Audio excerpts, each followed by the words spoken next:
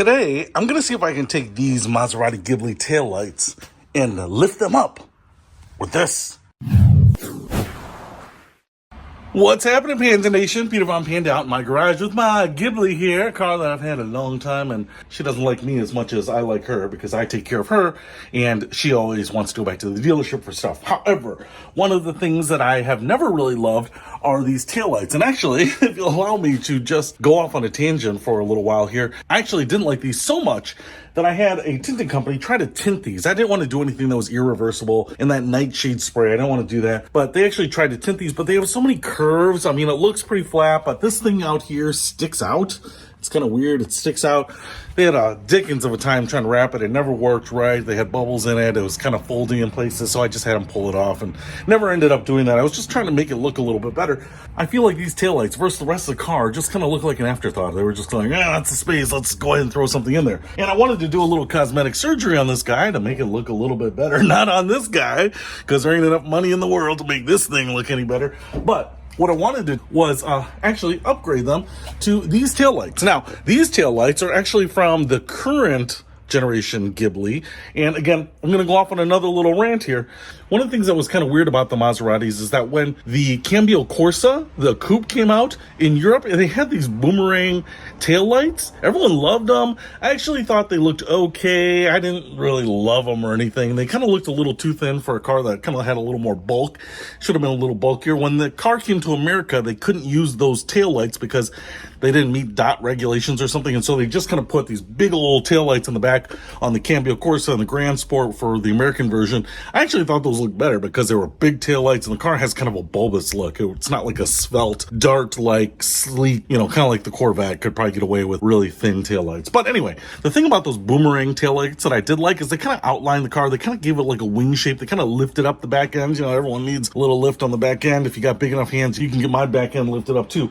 But on the new cars, they have done just a little bit of a subtle kind of a wing shape here that is a little reminiscent to me of those Cambio Corsa taillights. I don't know if that's what they were looking for, but that's kind of the new aesthetic for the taillights for the Maserati. The funny thing is, the MC20, one of my favorite cars of all time, still actually uses this kind of style taillight, which is funny that their top-end car has that kind of taillight. I actually expect them, if that car can survive, to get the new taillight treatment. And actually, the taillights that most embrace that design feature, I think, are the ones on the new Vechicle. They really have that kind of boomerang curved taillight. So here are the taillights that I bought. I don't know if these are going to fit. Of course, in every listing I ever look at, it's like, check the wiring, make sure it fits the wiring that we're picturing here. And I'm not going to pull apart the back of the car to check the wiring because I don't actually know if it would fit.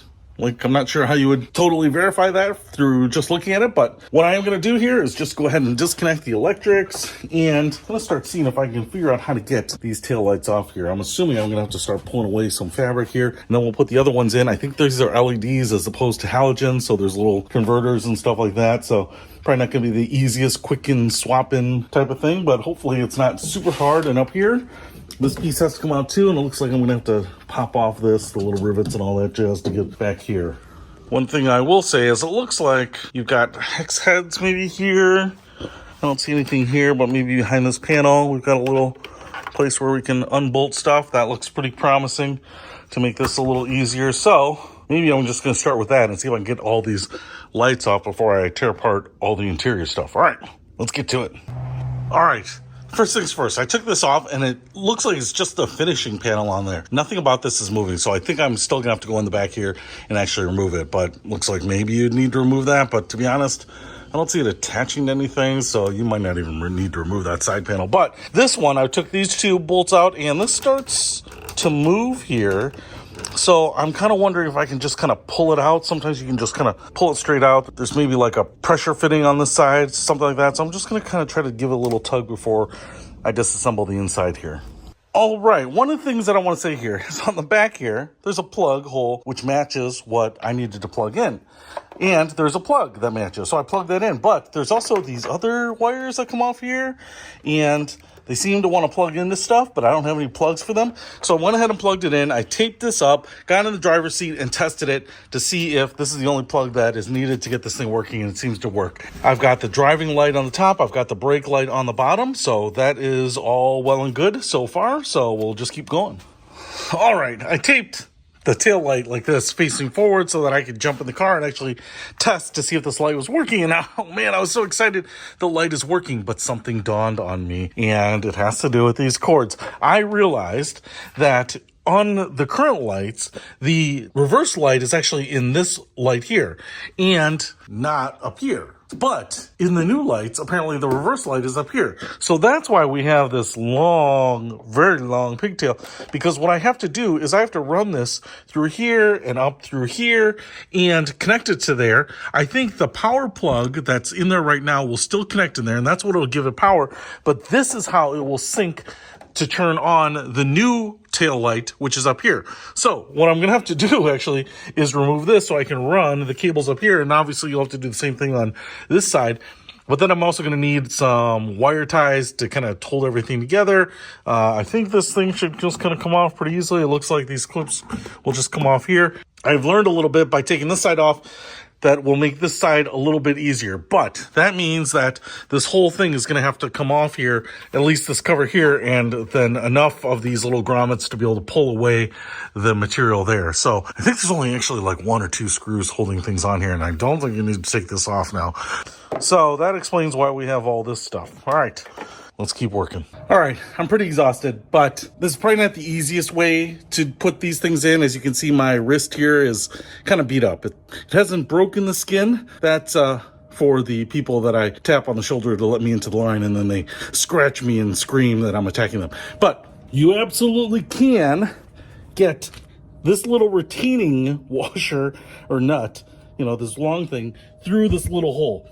On this side, it's actually easier. On this side, it's not as easy. And you have to really kind of get your hand in there, and that's where it's going to get kind of beat up. I actually bought this 8mm extension. This was actually the key to getting it out, because I could kind of thread this into it and then get the wrench through the opening too and attach it gently and then loosen it up a little bit, a couple turns, and then get my hand in there to unscrew it. I will tell you that getting it reinstalled is exactly the same thing. You want to kind of do this by feel, get your hand in there, get it threaded on, and actually try to turn it as much as you can, tighten it down, because getting a wrench in there is not that easy. But then you get the extension in there and kind of give it an extra half turn or quarter turn or whatever, just to tighten it down. It's mostly plastic, so you don't want to screw this thing up. The other thing that you're going to want to do is, just like I mentioned here, run the wire up here. I've connected it with little zip ties. There are 2 connectors like I thought, and I did test this, so it does absolutely work. The one thing that I wanted to mention here is that we have this little ceramic module. I think maybe it's for bleeding off heat or something. So you're probably going to want some double-sided tape to tape that to the inside of the body so that it doesn't jiggle around or get slammed into anything, or most importantly, make noise. So kind of keep that in mind. Other than that, it's pretty straightforward. I had to take off this whole back panel here, but let's get to the most confounding part of the installation, and let me save you a bunch of time. All right. The most confounding part of this is I took this inboard light out, and there's only 1 screw. There's this little bracket that kind of wedges the lip here between this bracket and the light, holding it in place. But if I take a look at the new light, because the bulbs are different, what actually ends up happening is you don't have the same bracket on this end. There's actually a bulb there, but you have this bracket, and this is what's actually going to wedge it in. So the pressure point is going to be up here and down here. So what you need to do is you need to essentially take off or loosen the screw. I think maybe you can loosen it all the way, but you want to take it off, and then you want to basically drop the 2 pieces in kind of separate, because you're going to want the little metal, sheet metal, to be able to be pinched between this white bracket and the black housing of the light. It makes more sense when you get it in, right? So you're going to drop it in. This is going to go in first. You're going to kind of pull that down. Then you're going to drop the light in, and then you're going to start screwing these back together, and the sheet metal is going to get pinched between there. It took me forever to figure out how this was going to get braced inside of the trunk lid, but that's it. It's just a totally different clamp. In some ways, it's bigger, makes it a little bit more satisfying, and probably holds it in better as opposed to this one just on that edge, but it's totally different. So kind of keep that in mind. And then the 2 plugs here, the one that will go to the original plug, and then to the auxiliary plug that you need to connect to the new tail light over there. So now I'm going to get all this put in. Obviously, the lamp on the tailgate itself is no problem. The lamp back here is a little bit more of an issue, but you know what? I'll sacrifice my body for the good of lighting improvements. All right, let's get to it. All right, it's the next day, because I was working out here. It was like 98 degrees outside. I thought being in the garage in the shade would make it so much more bearable, but I was so wrong. So wrong. Kind of like I am about everything in life in general, including the whole path my career in life is taking. But one of the things that I did finish was I got these lights installed here, and I think they look amazeballs. And my arms are healing up nicely from getting into those small crevices. So one of the things that I don't really love doing is taking stuff from newer cars and putting them on older cars just to make the older cars look newer, because I think some of the older cars look pretty good, but sometimes there is a feature that I really like, and I like these because they look so much more intentional. These old lights here just look like, hey, we've got this shape. What can you do? Oh, we need to put a reverse light in there, and there has to be red plastic in some areas. It's just like a surround. There was nothing really interesting about this, but these had some intention, and I think they helped lift up this back end, which was really more curved than it probably should have been, and kind of made this top edge look like it sticks out a little bit. It almost gives it a little bit of a spoiler look.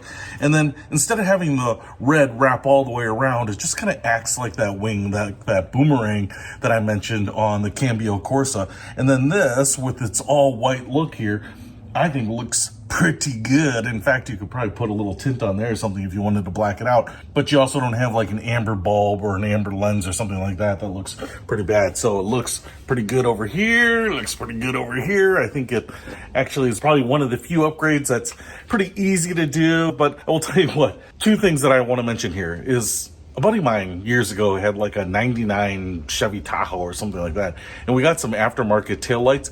Dude, it was like 1 or 2 screws and you could replace each of those lights in probably 5 or 6 minutes. It was the simplest thing ever. This was not bad at all. Much more fiddly, much harder on the arms. Now, I've got huge, muscular, manly forearms, but if you have nice, small, dainty arms, you can probably get in those holes a little easier. The other thing I will say is that these lights, even though they're aftermarket and probably not as good a quality as what's on the Ghibli stock from the factory, are still kind of stupid expensive. It's $600, dude. I got these on Alibaba or something, or wherever, somewhere overseas, and they look great. They've got some shape to them. The plastic seems fine. The fit is pretty good, but I can just tell, there's a little bit of that edge around there that isn't quite like sanded smooth or cut smooth. It's just got a little bit of a rough edge. I'll probably just take a little fine 1500 grit sandpaper and just file that down just a smidge there. But do they work? And they do. And the way I actually tested it was I put my phone recording behind the car while I kind of went through a series of hazard lights and turn signals and brake lights and reverse, and that all seemed to work. So I'll roll that footage in.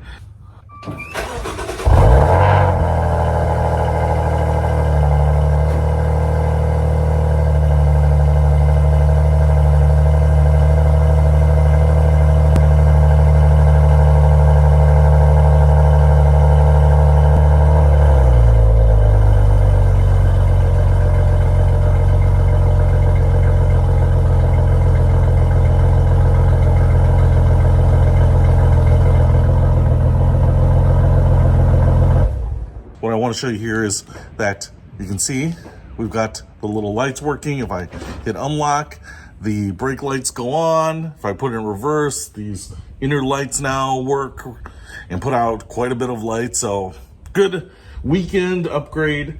Not super easy, not super cheap, but I think well worth it. So worth it. So if you want to pick up these lights, I'll put a link to where I got them in the description. But I think if you got a Ghibli, you owe it to her to pamper her with a new set of rear butt lights. Hey, and if you're in the area and you want to drive this car, I'll let you. Keys are right here. Peter Von Panda. Out.